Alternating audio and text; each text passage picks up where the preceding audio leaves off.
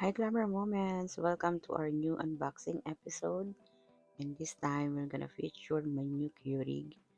Yung old Keurig, nasira siya last time.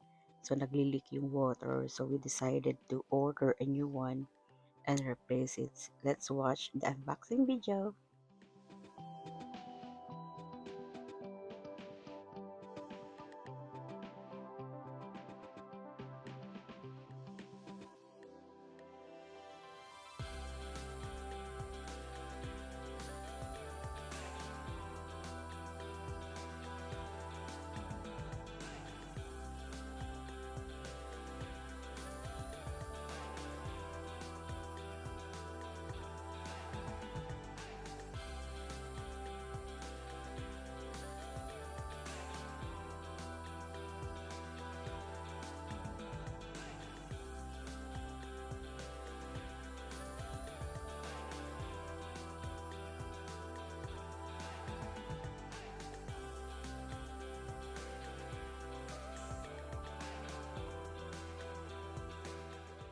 So, ito na nga yung aming Keurig K-Slim Single Serve Coffee.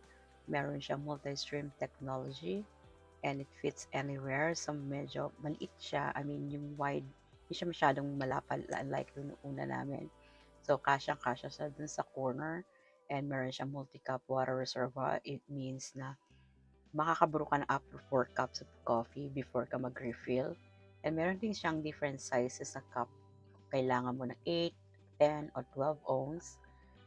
Push mo lang yung button, may selection siya. So, in minutes, mabilis din siya makapag-brew ng coffee. And also, meron din siyang tray sa ilalim if you want those yung tall na tumblers na coffee. So, pwede yun ang gamitin mo instead of salin mo siya sa cup. So, let's explore and check our new Keurig.